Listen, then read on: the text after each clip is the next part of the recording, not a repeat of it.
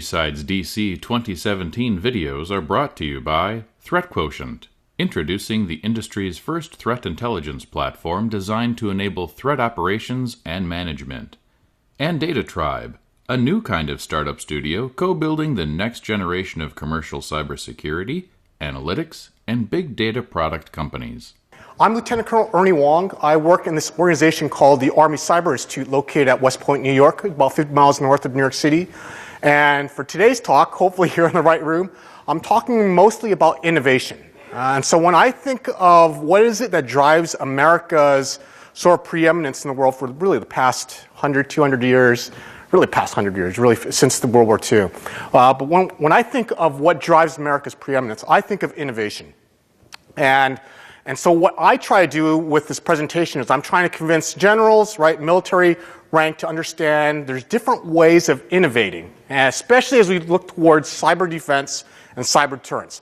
Now, some of my cadets I teach at West Point, and some of the cadets I teach, they are debating me on whether or not cyber deterrence actually exists, and I think that's a great debate. And hopefully I'll have time to talk about that as this presentation goes on. Now, I tend not to give a slide to introduce myself. What I prefer to do is introduce myself as the slides go on. So hopefully you'll see that. So with what we do at the Army Cyber Institute, I'm sure not too many people know what the ACI is.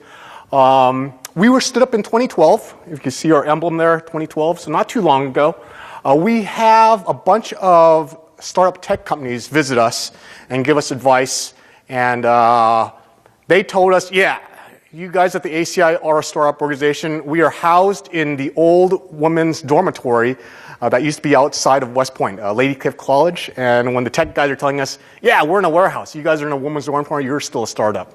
So we are getting renovated right now. We're actually worse off now. We're in trailers because our office space is being renovated. But here's our current mission statement. What I've highlighted in blue are two things that we do most uniquely as a government organization, especially a federal entity, military organization. We create impactful partnerships, okay, not just with other government organizations, but we create impactful partnerships with academia, being located at West Point, that helps out. Having that .edu address, right, in the back of my name, usama.edu, that helps us as well. Because when we go visit places, yeah, I tell folks I'm the Fed, but the reality is having that .edu, I'm more of a researcher. So folks tend to be a little more open with us in sharing. Because the other part of our mission, building intellectual capital, 90% of what we do at the ACI is at the unclassified level. You talk to most other Army organizations or government organizations, anytime you talk about offensive techniques, yeah, they'll probably elevate to the classified level, and there'll be a little hush-hush about that. And there's not a whole lot of sharing when that happens. So what we found out, working in the unclassified space, developing trust with partners, telling folks we're going to try to publish as much as possible. And I encourage publishing with a lot of partners I work with. Now, our proposed mission, we have a new director, and really for the next 5 years, Colonel Andrew Hall is our new director.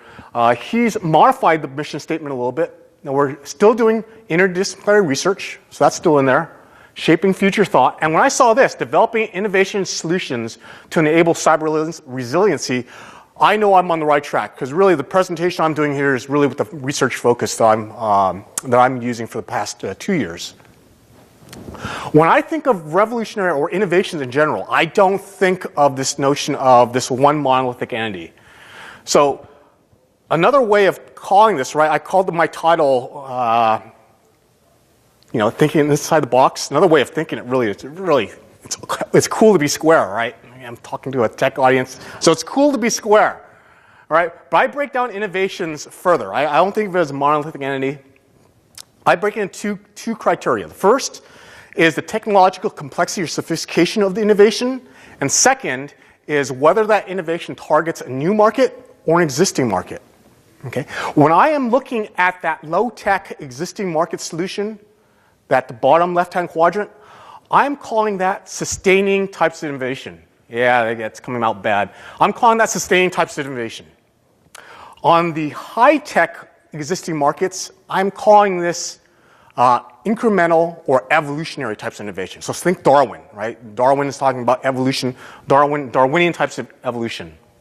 When I go high-tech but new markets or underserved markets, I'm thinking of breakthrough or cutting edge or what I prefer to call jumping the curve types of innovation. I'm going to come back to this jumping the curve a little bit later in this presentation.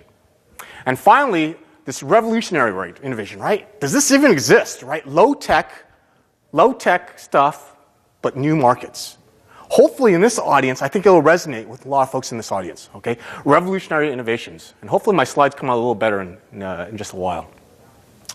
Unfortunately, as I mentioned earlier, many people think that innovations can only be high tech, right? In this high tech space, right? In this breakthrough and then this evolutionary types of innovation. What's worse, right? Many of our government leaders, folks I'm talking with, they only think of this space right here, this notion of breakthrough or cutting edge or what I'm going to call jumping the curve types of innovation. Hopefully through this talk, anyone in this audience think that way? Anyone thinking only high tech can be innovation? Good. That means at least hopefully you're tired. You're either tired like me, right? The last presentation today. I do have to thank the BSides organizers. They were actually very thoughtful for me. They knew the Army 10 miler was happening this morning, so they reserved me for the last presentation. So the question is, how did I do in my runtime? Yeah, I run. And I know this is being recorded, but I normally run 10 miles a year. So to run 10 miles in a day, that might be a little dangerous for me, especially at my age, okay? But this notion of low tech, right? I want to introduce this notion right, looking towards the past, especially looking towards the past, there's this possibility that low tech solutions can generate better ideas and better creativity for our defense, cyber defense. Yeah, it's going to look pretty bad today. Okay. Oh, actually comes out. Actually, good. When I'm thinking sustaining innovations, it's low tech but existing markets, I'm thinking Spock. So as you'll probably gain a little bit of insights from me, I'm a huge Star Trek fan. I'm also a Star Wars fan. You'll see in a little while. But I'm thinking Spock. Right? Spock gives Captain Kirk the most logical, highest probability courses of action to select. Right? In Star Trek II, the movie, right, he said the needs of the many outweigh the needs of the few, or in his case, in that movie, the needs of the one. So Spock sacrificed his own life to save the Enterprise. Okay, Star Trek II, Wrath of Khan. Okay, that's what I'm calling sustaining innovations. Just meeting the existing customers' needs, and it's really the big customers. That's really what I highlight. It's the big customers. So when we move over to any Mad Magazine fans. Anyone still remember Mad Magazine? I know we had a lot of Crypt kids here, so they might not know the Mad, but it's online now. But if you remember Mad Magazine, this notion of evolutionary innovation, right? Spy versus spy. Right? The white spy is trying to kill the black spy and vice versa. In every episode, you see one spy killing the other by outwitting them or with some new type of device. That's this notion of Darwinian evolutionary or incremental innovation. It's a little more high tech, but again, still targeting existing markets. Now, when I move up to high tech but new markets, okay, I'm thinking in this quadrant, again, for breakthrough, jumping the curve, I'm thinking James Bond. Okay. Primarily, I'm thinking Pierce Brosnan and James Bond. Yeah, you might say that Daniel Craig, you had the new James Bond. Yeah, especially in Casino Royale, yeah, he might have been in the revolutionary space a little bit. But yeah, for the last two movies, right? What is it? Quantum of Solace and what's the latest one? Skyfall and, right? Skyfall, Spectre. Yeah, Spectre, right? He's getting the expensive devices, right? He's getting the Vantage. He's getting that Vantage that's got the paint job that camos him from everything. So that's a breakthrough, right? The Quartermaster Division is giving James Bond the best equipment, the highest R&D, okay? But it takes a lot of time. It takes a lot of time to develop that stuff. And again, Q gets mad when Bond breaks it because it's expensive, right? It's one of a kind. Bond needs to bring it back so they can, right, get the return on investment by doing a few more missions. Okay. Now, what about this notion of revolutionary innovation? That last quadrant, does it even exist? I know everyone didn't raise their hand. Everyone, yeah. Hopefully, you're believing me, especially in the hacker community. All right. I'm thinking here. Can you see that? Who is that? That's MacGyver. Right. I'm thinking MacGyver. Right. MacGyver is saving the day with what? His own wit. Whatever's in his pocket, and his Swiss Army knife. I actually had to see the new MacGyver. Has anyone seen that? the redo. Yeah, I actually had to see one episode. I didn't watch the whole episode, but when I saw the Swiss Army knife come out, when I saw in the episode that he had the Swiss Army knife, he was cutting this hose that was tied against his neck. I said, okay, I understand. It's MacGyver still. Yeah, but I've heard some bad reviews on it, so I didn't watch the whole episode. Now, again, I was expecting some script kids, or crypt kids to be here. Not script kids, crypt kids to be here. So again, I knew the crypt kids probably wouldn't understand MacGyver. So again, for me, it might be Jason Bourne. Yeah, it's coming out a little word, right? Jason Bourne, right? So if you think of Jason Bourne, he's disruptive. He's using whatever's at his disposal to save his own life or the life of his girlfriend, whoever the girlfriend tends to be with him at the time. Now, okay, so we have some Hollywood examples now of different types of innovation. And again, I'm a military intelligence officer. I told you I'm going to introduce myself as I go on. In military intelligence, we tend to think of spies. So what's the one character who really isn't a spy? Right, MacGyver's a spy. Spock. Yeah, I told you I like Star Trek, but really, Spock doesn't fit my good analogies for spycraft here. So instead of Spock, okay, I'm thinking Mission Impossible. No, I'm not thinking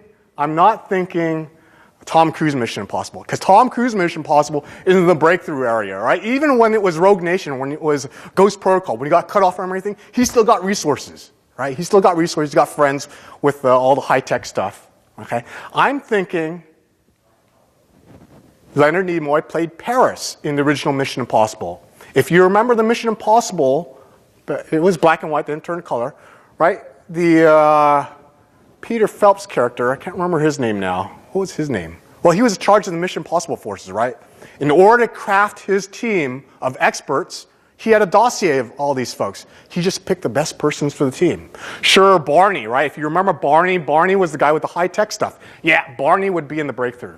Okay, but really, all the high-tech stuff, if you remember the episodes, the high-tech stuff failed, right? And they had to go impromptu. And so that's when the Mission Impossible teams relied on their own wit.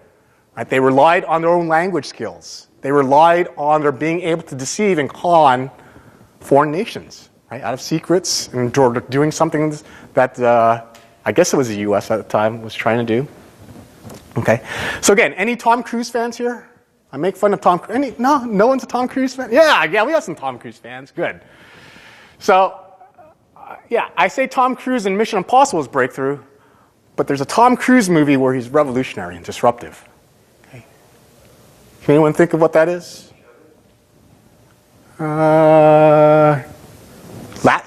What was that movie? What was it, the Japanese Samurai? The Last Samurai? Yeah, that doesn't look like the Last Samurai picture though, right? Yeah, let me see if this works out. Yeah, I have to. Nicole Kidman, no, wasn't in this one. Let's see if we can figure it out by the soundtrack.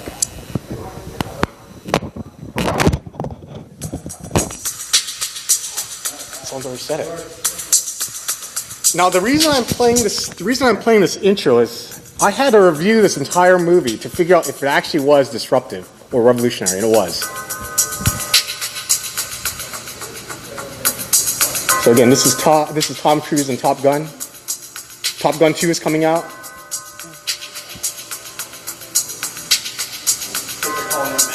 Is it called Maverick? Is that what yeah, this should give it away. When I say Kelly McGillis, that's what gives it away. Yeah, so when I saw this, right, this is the intro. This is the amazing thing. Yeah, so let's look at this. This comes from the movie, right? On March 3rd, 1969, the U.S. Navy established this school, right, for its top pilots. And it was to teach dogfighting techniques to all its pilots. The interesting thing was when I saw this, I actually did a little more research into the Vietnam War. And Benjamin Lambeth wrote this great book called The Transformation of American Air Power. I disagree with his conclusions, but on his notes on Vietnam, it was very interesting. In 1968, the U.S. Department of Defense stopped the bombing campaign in Vietnam. There were too many casualties, too many fatalities of American pilots, both on the Navy side as well as on the Air Force side. The ratios were 3 to 1, actually close to 4 to 1, 3.7 to 1. If you see on the very far lower left-hand corner, So up until from 1965 to 1968, about 1 million sorties, essentially individual air missions that went up. And for every US pilot we sent up, we shot down essentially 3.7 Russian pilots. And so it's really the F-4 Phantoms versus the MiG-17s and MiG-21s. And the interesting thing is, yeah, 3.7 to 1 is not that bad. You have a question? 65 through 68, about 3 years. That seems very high. Yeah, again, the way the Air Force, are you an Air Force guy? Yeah, the way they count sorties, one mission might be multiple sorties, because they might be doing multiple missions. If they're doing intelligence, surveillance, reconnaissance, and they're doing air interdiction, those are actually 2 sorties. So it's not an individual flight. The Air Force counts things a little differently, and so you just have to bear with the suspension of disbelief on how we count things. Okay, so one flight might actually be about 10 sorties for some of them. That's what I'm saying. Yeah. It seems like flying planes out of Yeah. But the ratios, that's why the ratios I think are more important. So that's not too bad, right? For a military, 4 to 1, 3 to 1 ratio. But again, just remember the Russian military, the Soviet Union, they were based on mass, right? The American forces, we did not have that many aircraft, we didn't have that many pilots. So even if we were to continue that operation, the DoD figured we're going to lose our military power from air. Because the Russians, the Soviets, they could replenish, right? They had the machine that could replenish, right, the aircraft they lost. They had the huge wealth of that entire nation that they could send folks through pilot school. Okay, the U.S., we could not afford that. So in 1968, we suspended operations, and the Navy went through, right, this notion of Top Gun. Now here's what happened. So the Navy executed Top Gun. I'm calling that a revolutionary innovation because all they're really doing is they're using Russian doctrine, Russian techniques, Russian dogfighting techniques to teach U.S. pilots how to counter those. A lot of experimentation, right? If you remember in the movie, right, you see what was Maverick's, how did Maverick get that MiG, whatever it was? It wasn't a MiG-21, it was like a MiG-22 possibly. How did he get it to go away? Right, he went upside down and he threw him the bird, right? So they're doing a lot of experimentation. What did the Air Force do? The Air Force, oh yeah, we didn't have an Air Force first because I can't make fun of the Air Force folks. The Air Force tends to do a lot of breakthrough innovations very well. So they went the breakthrough route. They said we need our F-4s, our F-4 Phantoms, we need them to be more power, more jet propulsion. We need longer weapon systems, greater range. Okay? So that's what they did. The Air Force went breakthrough. So for 1 year, 1968 and 1969, right, suspension of air operations. This is what happened when they started back up in 1969. Amazing. Air Force actually went down, right? Statistically not significant. They stayed about 3 to 1, 4 to 1. Look at the Navy. Navy pilots had a kill ratio of 13 to 1 after Top Gun. 1 year of Top Gun. And again, the way the school works is about a 10-week course. Not every single Navy pilot is going through this course. It's the best pilot, supposedly the best pilot from each of the Navy squadrons, right? That's how Tom Cruise got the job, because Cougar, right, couldn't take it. He was getting, he got honed in by a Russian jet, right? He's locked on, and Cougar got frazzled out, right? He got PTSD, couldn't take it anymore, so he couldn't fly. So Maverick took the slot. Maverick and Goose took that slot. So again, from this revolutionary type of innovation, Top Gun, using low-tech dogfighting techniques, they outdid the Air Force. 13 to 1 versus 3 or 4 to 1. Amazing, right? That's amazing in 1 year. And again, the way the school worked was not every pilot, not every Navy pilot went through this course. It was the best pilots. When they got to Vietnam, they spread the wealth of knowledge. Hey, this is what I learned at Top Gun. This is what you should be doing in dogfights. So they spread the knowledge to the rest of the naval fleet. It's pretty amazing. Now, this notion of breaking the world into 4 quadrants, that's a very MBA type of thing to do, right? I know we had some MBAs in the audience in previous sessions, but it's not very mathematical. I teach systems engineering at the United States Military Academy at West Point, and I always tell my cadets, give me some numbers, or at least justify it, right? I don't know where the scale is. So again, this is not from a mathematician's perspective. But now if I add one more criteria, okay, now it is thinking inside the box, right? Not just a square anymore. We are thinking inside the box. Now it's a 3D representation. I'm doing it in 2D format still. Now this notion of offset potential, right?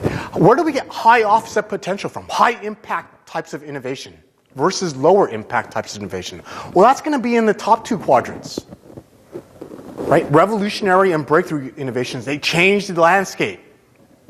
When CEOs, when you read those books, those business books, they're telling you take risks, change the world.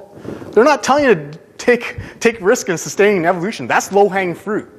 You should be getting lots of success, right? That's not where you impact the world. You impact the world through revolutionary breakthrough types of innovation. So this is what a more representational graph would look like, even without numbers. Yeah, I know it's still not mathematical. Well, how about if I now change that offset potential criteria and call it probability of success? How does this graph change now? Well, it's the opposite, right? Again, with the evolutionary sustaining types of innovation, we should be expecting, right, 60, 70, 80, 90% chance success rates. Not so with revolutionary breakthrough. And that's what I want our leaders to understand. When you're doing revolutionary breakthrough innovations, expect failures. Ed Scotus, at the keynotes talk yesterday, he's doing revolutionary innovation, in my opinion. Right? Buying all these Internet of Things devices. Is he failing at some times? Yeah, remember his big failure? He wiped out his entire database. I call that a big failure. That's not a small failure. We tend to learn from smaller failures, but for him that was a good failure, right? He's learning from it. He started backing up daily, right? That's a good failure. Still not from a mathematician's perspective, but again, this would be more representational, at least from a scale perspective. Okay, we want to go for the revolutionary breakthrough types of innovation if we want to impact the world, impact in different ways. If we want more success, more probability of success, go for the sustaining and evolutionary innovations.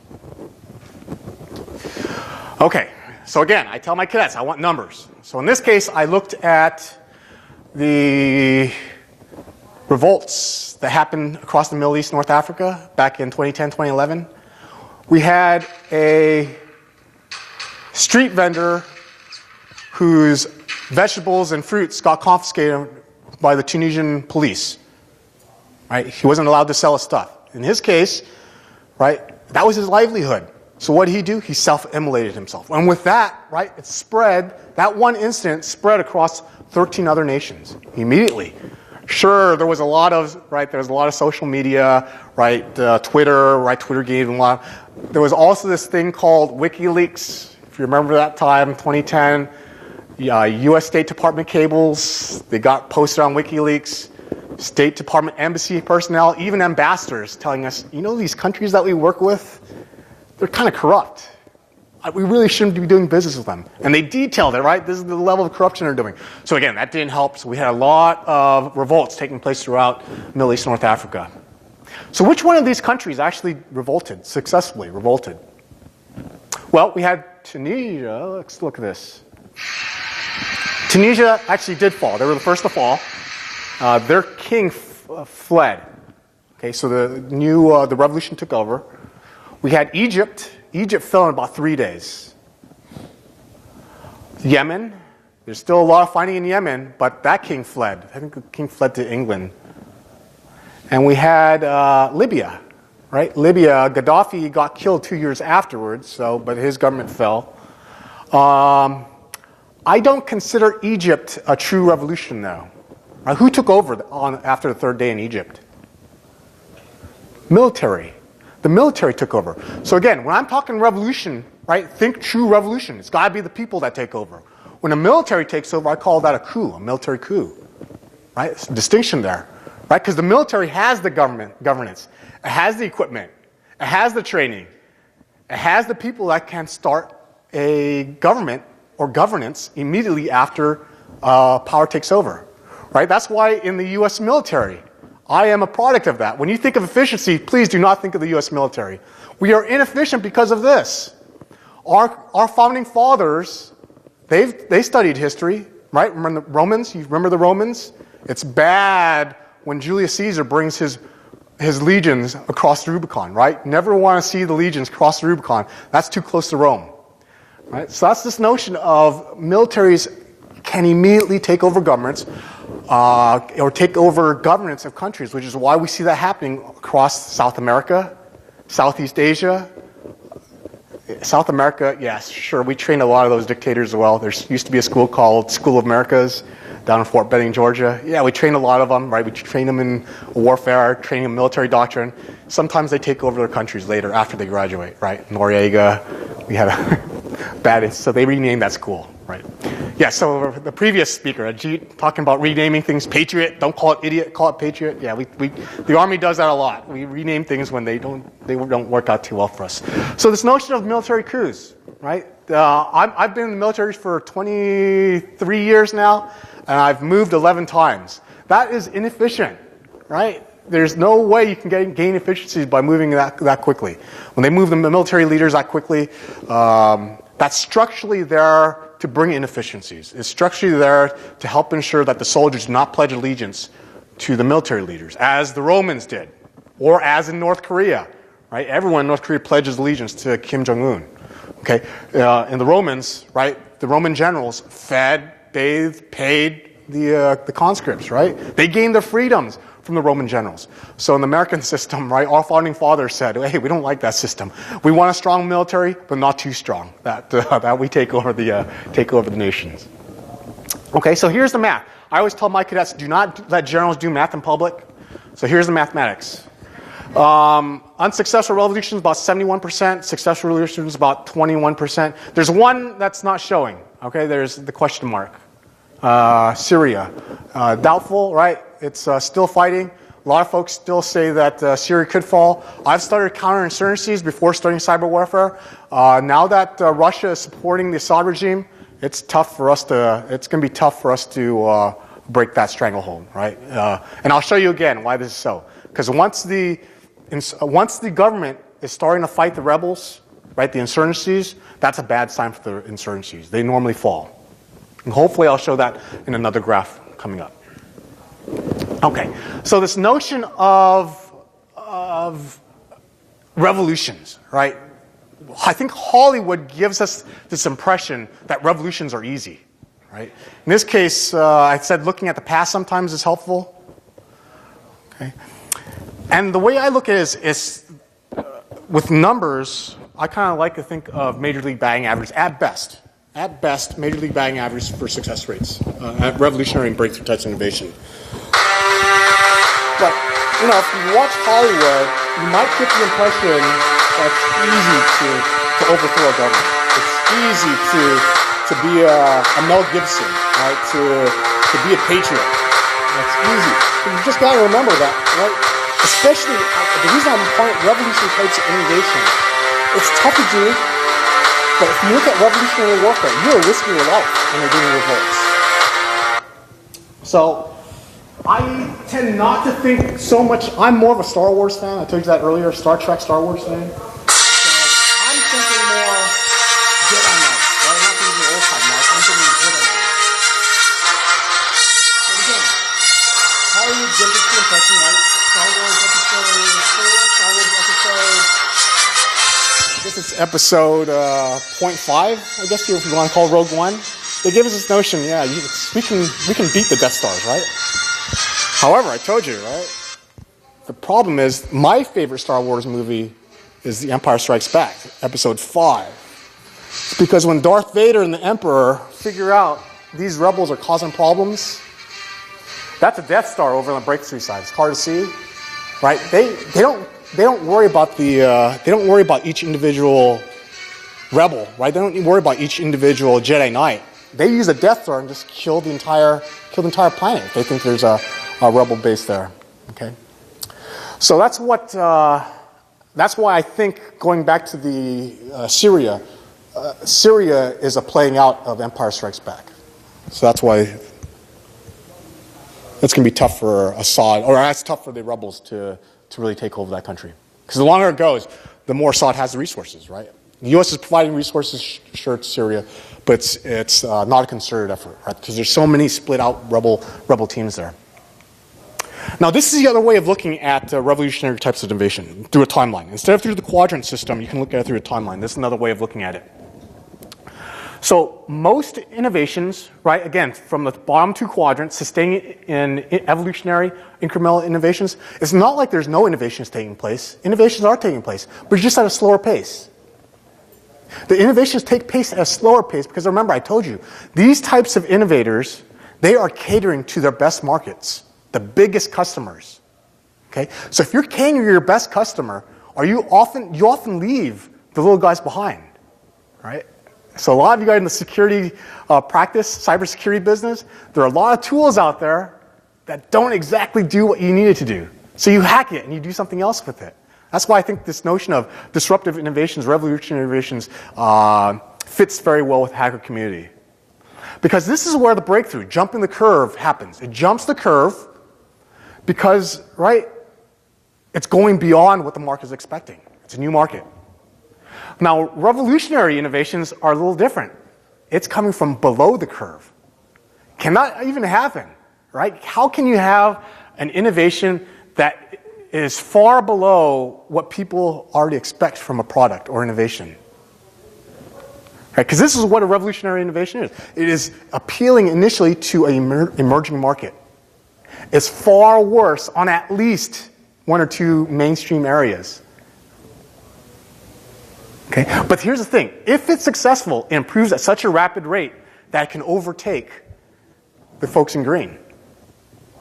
Do you believe me? It's hard to believe that. How can this happen? Well, these two researchers, Joseph Bauer and Clayton Christensen, they're at Harvard MBAs, they studied this phenomenon. It's amazing. Xerox versus Canon. If you remember back in the 1970s, early 80s, what did Xerox build? They built print divisions, right? The best customers were Fortune 500 companies, universities, big government agencies, print divisions, size of this room, printers that could do everything.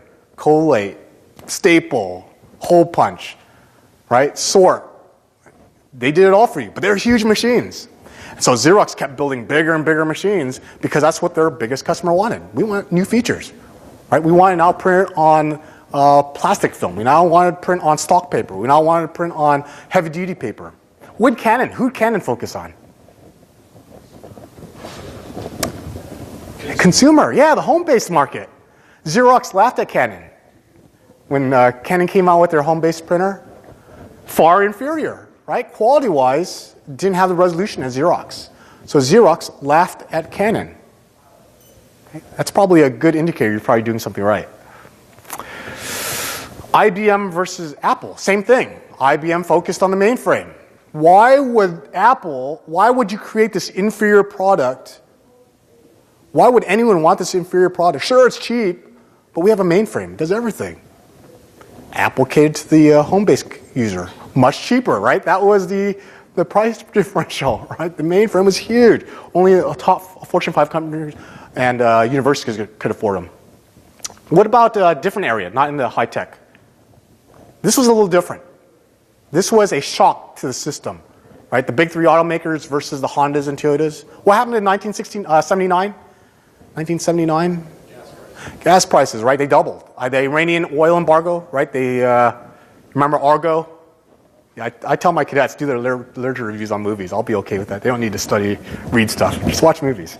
So if you remember Argo, right? We had these hostages, and so with that hostage negotiation, President Carter said no oil, and prices doubled. So what was the performance feature that people valued in 1979? Mileage, miles per gallon, right? Before that, Americans liked big vehicles, spacious vehicles, and we liked thrust. We liked that ability to go quickly, right? With that oil crisis, Toyotas, Hondas. It wasn't quality. Just remember, it wasn't quality initially, right? Quality was probably a little worse than the big three. It was fuel efficiency, right? Crap, terrible cars, right? Ford, GM, Chrysler said we don't play in that space. We're going to give you the economy car market because we don't play in that space. Low margins, okay? So quality didn't rise until probably in the late 80s. Okay, but once they started rising with the market, they started gaining market attraction. Then quality improved as well. What about today? Anyone still have a BlackBerry? Anyone have BlackBerry? I have BlackBerry, right? The government. I told you inefficiency. No, there's still some security features on the BlackBerry that the government likes. Okay, but we have iPhones too. But again, efficiency, right? Not the government. BlackBerry. What was BlackBerry? What was their one feature that they couldn't get rid of? Keyboard, right? If you remember that the height of BlackBerry, probably the first year in President Obama's administration, right? They called it the Crackberry, right? Even President Obama was always on it. It was always the keyboard. They even had races. You had to race, right? If you remember that on those late night shows, they had guys texting each other with guys competing on Morse code, things like that. And the keyboard was, right, BlackBerry could not divest themselves from the keyboard because their main customers wanted a keyboard. They actually wanted bigger keyboards, right? BlackBerry kept wanting, how do you make it ergonomically so that their customers could do it? Did you ever see a grandparent with a BlackBerry? I never saw a grandparent with a BlackBerry. So what did Apple focus on for their iPhone? Simplicity, right? Some folks will tell me it's apps, customization, but it's simplicity. Kids are using, right, the iPhone. Grandparents are using the iPhone, right?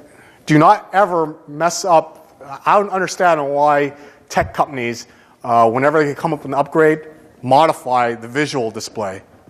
Have you ever seen a grandparent complain when they have an upgrade on a system? Where did the login screen go? Where do I type in my password? It used to be up here. Now it's on the bottom. How do my tech companies do this, right? Apps. Yeah, you're appealing to different markets. If you're appealing to simplicity, go with simplicity. So again, I always get this question. Okay, we have tech. Yeah, even some of the automakers, we have this notion of revolutionary innovations. Does it exist anywhere else? It exists everywhere I look. Okay. Before I get into that, though, again, I just want to highlight breakthrough and revolutionary innovations. Tough to do, right? 20, 30% at best. Okay. So even with all these successes, there's failures. So if you look at some of these other examples, sports, TV shows, news, restaurants, TV shows.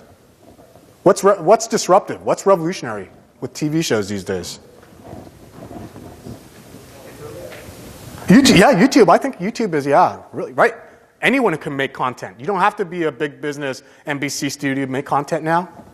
YouTube, film yourself. My 8-year-old nephew, right? He put a Lego, 10-second clip of a Lego action figure. Hey, he's his own producer. He's his own actor too, own writer. I'm thinking all these reality sitcom shows. Back in the day, right in the 70s, it was the game shows. That was the revolutionary thing. No script. You just get people to play a game. Now it's reality TV. A lot of the reality TVs don't make it though, right? A lot of reality TVs, too niche an audience. So again, a lot of failures associated with the revolutionary innovations. What about restaurants? I think almost every restaurant, any new restaurant, I think is trying to be revolutionary. Because if you think about it, they think their product, right, their food is better than everyone else's. So I'm going to start a restaurant. I have no word of mouth. No one knows me other than my immediate family. And I'm trying to start this restaurant. Unless, of course, you're getting a franchise. Right? If you're a franchisee, you're in the green space. Right? Because you have existing customers. You have an existing pipeline. Everything's existing. All you're doing is buying into that system with a new location. But if you're a new restaurant, right, who am I thinking of breakthrough? Anyone watch the food channels where they have the guys doing scientific molecular gastronomies, I guess that's what they call it, right? Guys using blow torches and liquid nitrogen to make new food. I think that's probably on the breakthrough side, right, in the blue space. But almost every new restaurant, if you're not in the franchisee business, I think you're actually trying to say you're revolutionary. It's tough to do. Restaurant business, tough. Sports, anyone can think of sports? Revolutionary type of example? E-games. E-games? Can you explain a little bit more of that? E-games? That's a sport, but it is. Okay. So you're talking about the arcades, the World of Warcraft competitions. Okay, so you're thinking off on a macro level, societal level. Okay, that could probably work. Yeah, so it's no longer, well, we went from gladiators, right? I'm going all the way through history. Gladiators to sports, now to electronic sports. Okay, I'm thinking more of, does anyone remember Michael Lewis's Moneyball? He wrote about the Oakland Athletics, the baseball team. And they were trying to compete with the likes of the Yankees and the Red Sox. The folks, right, in green. The Yankees and Red Sox are green, right? They have the money. They've got the Alex Rodriguez's. They've got the Jeters. They've got the money to buy essentially the entire Oakland Athletics teams. What they rely on? They relied on statistics, right? Sabermetrics is what they termed it, right? This whole notion of using statistics, what's readily available to you, to try to get a competitive advantage. Okay, and if you watch the movie, even his own coach didn't believe him, right? He was, hey, these guys can't pitch. They've got a funny looking pitch. This guy can't hit a ball, right? But he steals base. He gets on base all the time, right? He's always getting hit, so he gets on base. So they're looking at statistical modeling to hopefully map some advantages that the big players, the big markets, right? The New Yorks, the Los Angeles, that they can't get in Oakland. Okay, and for me, I think it's everywhere. Everywhere I see, because I do this as part of my research, I see it even in research. I have PhDs that tell me you can only do PhDs in things, especially in cybersecurity, on zero-day vulnerabilities. That's the only thing you can do research on. Folks, the previous talk talked about Internet of Things exploitations. Holy smokes, we have a lab on Internet of Things devices. We Google all that. Right? You Google and find the exploits. We have researchers that tells a PhD guy says that's not real research.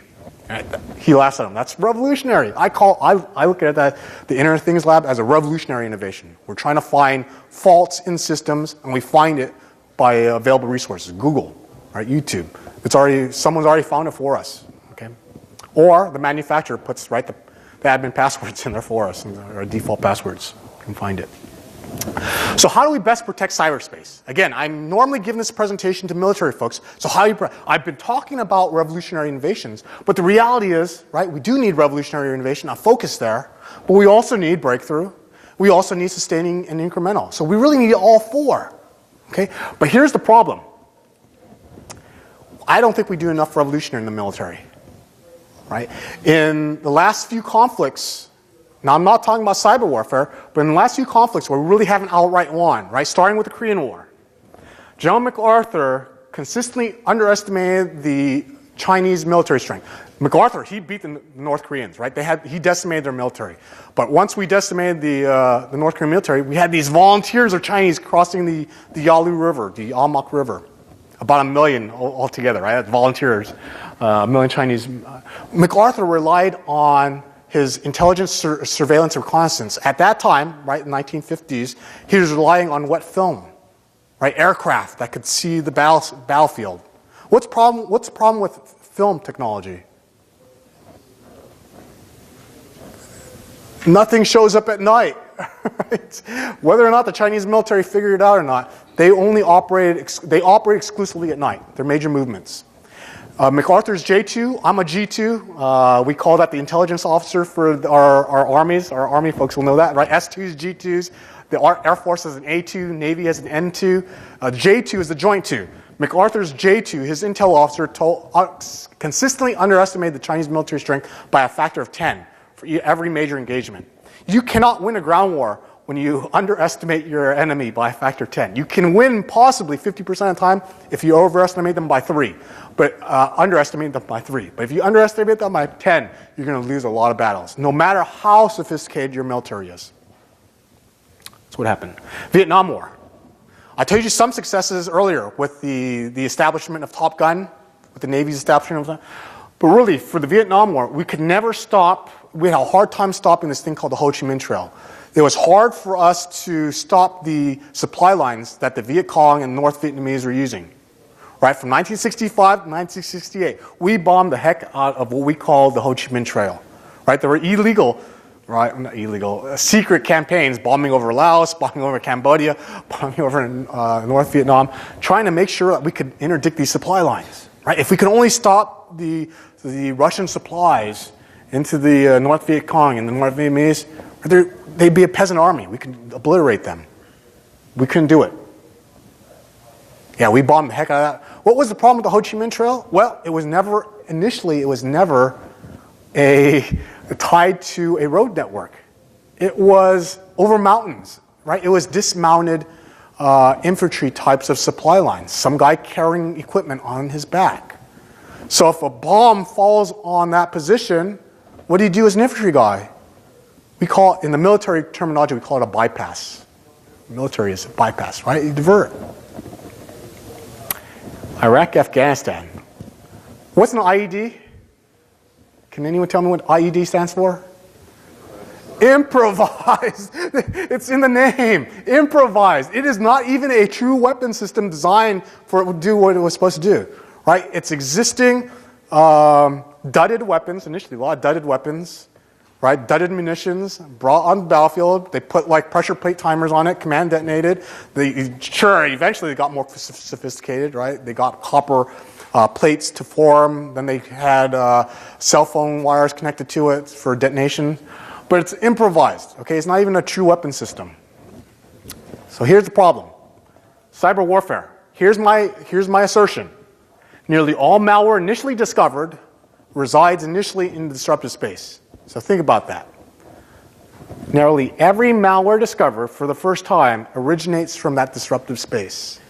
We've heard speakers throughout the day here, right? They've been telling us the attacker's always got the advantage over the defender. They're always one step ahead of us.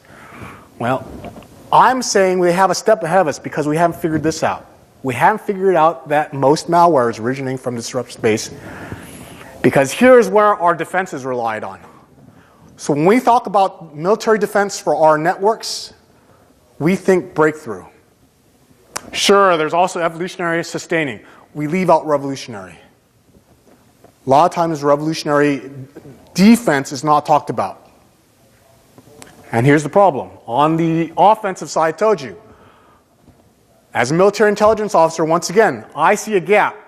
I see a gap between breakthrough offensive cyber innovations. The true thing is, it doesn't need to exist, right? Everyone talked throughout the past 2 days here at BSides, Washington, D.C. We've been talking about, hey, there are backdoors. You can find the backdoors. That's this whole notion of disruptive revolutionary innovation. You're going to find the backdoors given enough time.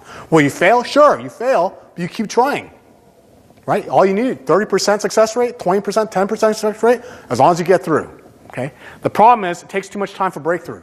Right? Long R&D times, long manufacture times, lots of expense.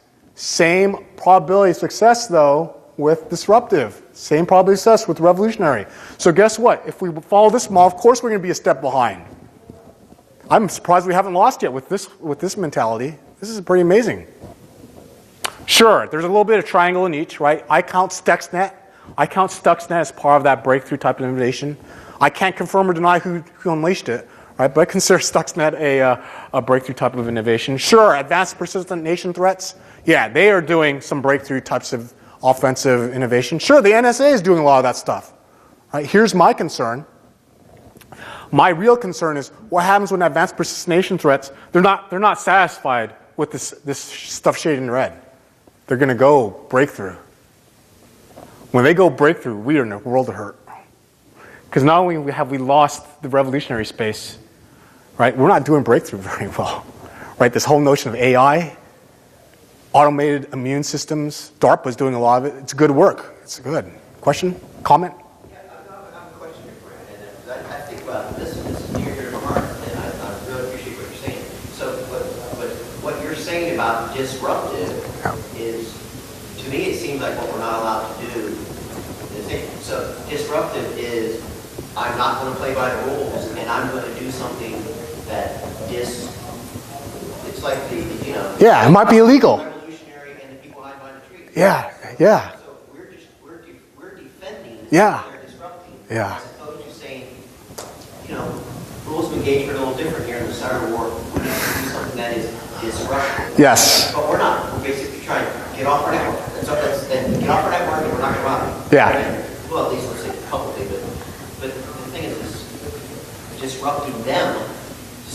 Disruptive innovation would be on their. Yeah. I hear what you're saying. I'm tend to be in agreement with you, but I'm gonna actually restate it in a way that's a little more positive, because for me, when I heard that, right, it used to be if you were a hacker back at maybe even 5 years ago, 3 to 5 years ago, could you legally report to a company that you found a flaw? You're probably arrested, right? You couldn't do that. About 5 years ago, they started, hey, we have all these hackers. They're not black hat hackers, right? We call them gray hat, white hat hackers. They want to help us out. Isn't that leveraging, isn't that being like a MacGyver? Isn't that leveraging existing talent, existing folks who are patriots who want to improve cybersecurity, but they have no mechanism to report? That changed about 5 years ago, right? Now we're allowing bug bounty programs. Even the Pentagon, last year, started for the first time under Secretary Carter, Ash Carter. He started, hack the Pentagon. We're saying, hey, there's a bunch of resource out there, revolutionary, disruptive, hackers. Hey, calling all hackers, hack us, tell us what we're weak in. You're going to find our weaknesses. I'm not going to pay a consulting company to red team me anymore. I've got you guys out here. You hack me. You tell me, I'm going to give you a reward. Yeah, sure, the reward sometimes is, hey, I got a t-shirt that says I hacked the Pentagon. That's good. That's good, right? Yeah, they're giving monetary awards now. But the reality is, as a hacker, sometimes a t-shirt is all you want. That's why I come to these conferences, right? I come to the conference, you get all these t-shirts. You can get a BSides Washington, D.C. conference. Okay. But again, think of, it's not necessarily going into their space. I'm thinking of things like cyber hygiene, right? We've heard talks about that. Cyber hygiene is a disruptive, revolutionary innovation if you do it right. This bug bounty program. I'm thinking cyber education. For me, cyber education is huge. The more I learn about, we are doing cyber education wrong. This is terrible. We are in this green, right, the green space for cyber education. We've got to be in the red space. How do we get more disruptive to get our young folks? I'm actually not thinking young folks. I'm thinking not the folks in this room, but the adults. The young folks get it. The young folks, they understand it because they're living cybersecurity, so they get it. I'm worried about the adults, right? They were thrust into the cyberspace, right? We have Internet of Things devices that are all connected. Internet of everything, right? I call it the insecurity of everything, but the reality is, how do we get our old folks, right, to do better cyber hygiene, cybersecurity practices? The young folks, I think we're going to get that. That's not a problem. It's the old folks, the existing folks. But great comment. Thank you. Now, my last slide. Here's where I start giving words. Yeah, here's again, so this is probably my most important slide, right? I told my kids, right? If you can actually do pictures instead of words, I think that's more storytelling. If you want to do revolutionary change, you have to first recognize that revolutions, most of them fail. Right? Don't believe Hollywood, right? Most revolutions fail. And at best, right, I'm saying 10 to 30%, it's probably in the low teens or even single digits, true revolutions, right? Because the risk of dying is bad for revolution. Right? Because if I was the British, and if I was advising whoever the king was at the time, who was the king during the Revolutionary War? George. King George. If I was advising King George, I would have told him, hey, you know the revolutionaries, they're a fractured bunch, right?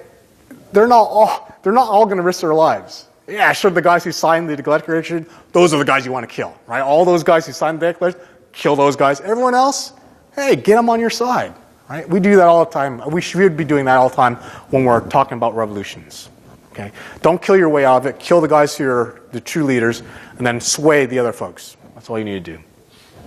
Leading companies, right, in green, make it tough. If leading companies are smart, they're not going to let a disruptive revolutionary force, right? Don't let the rebels gain a foothold. Use your Death Star to blow up the whole planet. If you can keep that Death Star up, though, that's the key thing. Now, here's what I recommend if you want to start revolutionary ideas and innovation. I prefer that last point, be an early adopter of promising experimentation. A lot of these recommendations come from a book called Competing on the Edge of Chaos by Kathleen Eisenhart and Shonda Brown. Kathleen Eisenhart's a Stanford University professor, and Shonda Brown, a Harvard business professor. And they came up with a lot of these types of thoughts. If you want to encourage these revolutionary ideas, the best one they recommend is be an early adopter of promising experimentation, right? Yeah, you can do your own disruption, you can form alliances, you can actually outsource it and then buy it off, right? You can do lots of things. But they said this notion of experimentation is critical. And finally, if you're doing experimentation, kids learn this, right? I gave a talk to this at a STEM conference to 5th graders to high school students. They know it, right? In chemistry class, in your biology class, you're doing experimentation. Kids know this.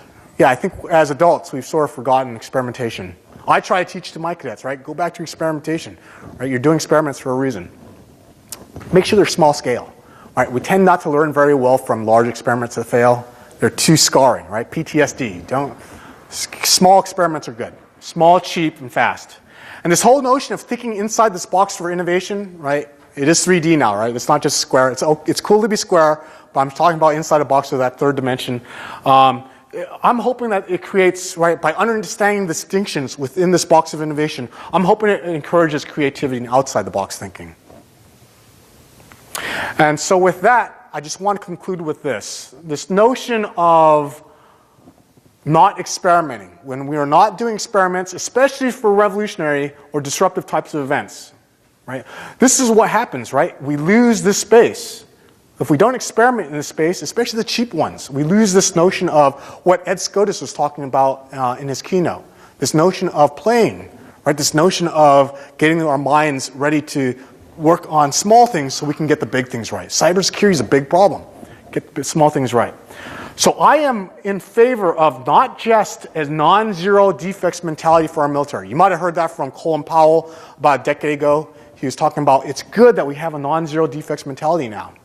I'm saying that's not enough. I'm saying that's not sufficient for cyber warfare. I want a military that's experimenting, especially with what's readily available, with the cheap, fast experiments on disruptive and revolutionary types of events, right? Be a MacGyver, be a Jason Bourne, be a Tom Cruise in a Top Gun type of scenario. That's what I'm encouraging. And with that, I'd like to thank the Fun Time and the rest of the BSides team, all the folks with the red badges in the back, all the folks with the orange badges, and even the sponsors, right? All the folks in the green badges. I want to thank them and give me the opportunity to speak. If there are any questions, I'm going to be here for another hour at least. But feel free to email me if you like the slides. I have a couple papers on this as well, trying to get that notion of one of our mission statements to promote the body of knowledge. So if you're interested in this, I do have a paper that's been published I can send out your way. It's a little more, the ideas in the paper are, let's put it this way, are a little more refined, right? When you have to write things down, I had to be a little more precise and a little more fine-tuned with my language. For briefings, I can sort of play off with my audience, try to make sure that encourage the disruptive notion that's already inherent within the hacker community and the cyber community. I'm only concerned with the breakthrough space if you're a Microsoft, right, or you're a Google, right, one of the big companies. If you're a big company, yeah, I'm going to encourage you to think revolutionary and disruptive by buying out, right? I'm going to encourage you guys, buy out some of the smaller companies that are thinking revolutionary ideas. But a lot of cybersecurity, even like the companies outside, even a lot of the companies I've met outside, they're doing a lot of revolutionary innovation, okay? Because that, to me, is encouraging. That's what I want to encourage for our military. Thinking more like the environment here in the BSides. Okay. With that, I open up to any questions and any thoughts, and I thank you for attending.